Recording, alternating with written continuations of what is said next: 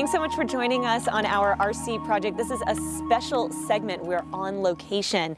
You know, with websites like Perez Hilton and television shows like TMZ, celebrities' addiction is something that we see front and center, but it isn't just high-profile celebrities that deal with this issue. So we're here at the Sante Center for Healing to talk about it. Brittany, thank you so much. Where are we? This beautiful place in Argyle. This is a beautiful place. This is a place where people come for addiction treatment.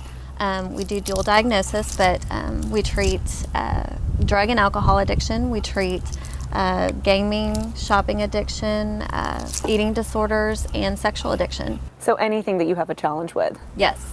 And the patients actually can live here, correct? Yes, we have a residential facility up on the hill. We have IOP services, which is intensive outpatient, and then we also have outpatient services. So how important is it for the families to get involved and to educate them as well?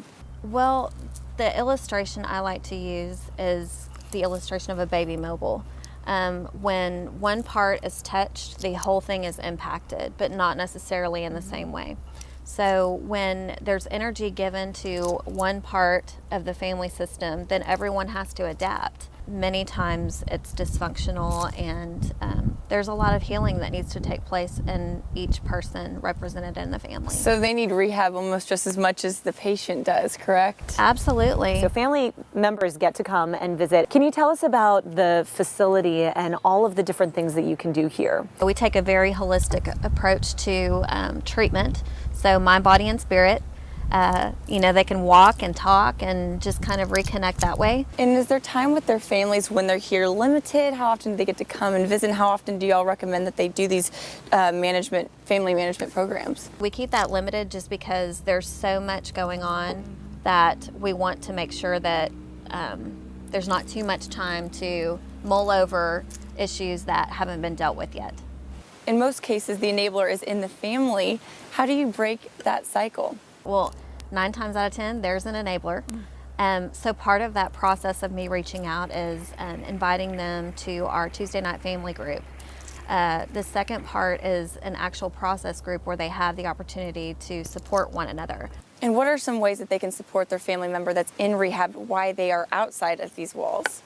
There's several things. Definitely getting involved with an individual therapist. If there's children, you know, finding a therapist for them. And then definitely, you know, the 12-step support groups, you know, because then they can be surrounded by a body of people that are going through exactly what they're going through. Because I think sometimes parents tend to not want to talk about it with their kids because they're ashamed, or even with their relatives because they feel ashamed or they're trying to hide it. But really, it's the best way to get through it is to address it and confront it and Absolutely. Learn about it. Don't be afraid to ask for help from your family or from your support system, whoever that is, your church.